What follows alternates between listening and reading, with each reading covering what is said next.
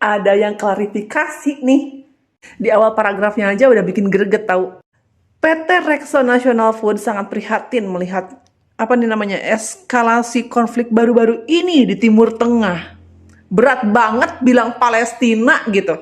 Sebagai pemegang waralaba yang memiliki peran dalam pengembangan jaringan McDonald's di Indonesia, bagi kami komunitas adalah jantung dari bisnis perusahaan.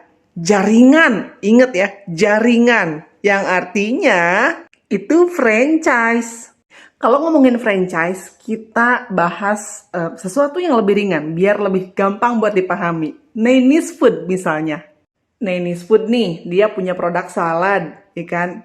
Terus dia ngajakin orang-orang yang mau join usaha, bayar sekian juta, udah dapat alatnya, bahannya, terus juga udah dapat boots-nya segala macem, kalian tinggal jualan, that's it. Begitupun McD, KFC, Starbucks, dan lain-lain. Kalau McD, pusatnya itu ada di sebelah sini, ya. Di Amerika juga. Nah, yang lainnya seperti KFC, Burger King, bla bla bla, sama di Amerika juga pusatnya. Ini juga di Amerika. Jangan lupa Starbucks juga di Amerika.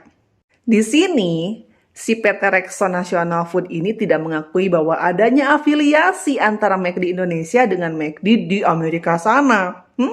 Ini warning ya buat si PT Rexo ini. Jangan membodohi kita. Kita tuh nggak bodoh. Orang Indonesia tuh sekarang nggak bodoh. Yang namanya franchise itu pasti ada sharing profit antara mitra dengan perusahaan pusatnya. Gitu. Jadi ada keuntungan yang dibagikan atau bagi hasil yang diberikan kepada pusat perusahaannya itu. Kalau McD Indonesia sudah mengakui bahwa seluruh McD di Indonesia itu sudah menjadi milik pengusaha warga negara Indonesia, ya gimana ya? Saya tantang, boleh nggak? Yang namanya franchise itu kan mulai dari resep, menu, packaging, semuanya juga harusnya tuh dibeli dari pusat. Ya kan, biar apa? Biar rasanya sama, menunya sama, harganya sama, seperti itu. Sekarang kalau emang bener nih McD di Indonesia itu tidak ada sangkut pautnya dengan Israel nih, tidak ada sharing profit atau afiliasi nih, bisa nggak kalian, sanggup nggak kalian untuk merubah resepnya, merubah packagingnya, merubah menunya, merubah harganya? Bisa nggak? Pasti nggak akan sanggup. Belum lagi tentang logo yang ini nih ya. Kalau berani, kalau emang bener-bener udah jadi milik warga negara Indonesia dan ingin mempertahankan pekerja-pekerja yang jumlahnya lebih dari 16.000 itu, ganti logonya, berani nggak?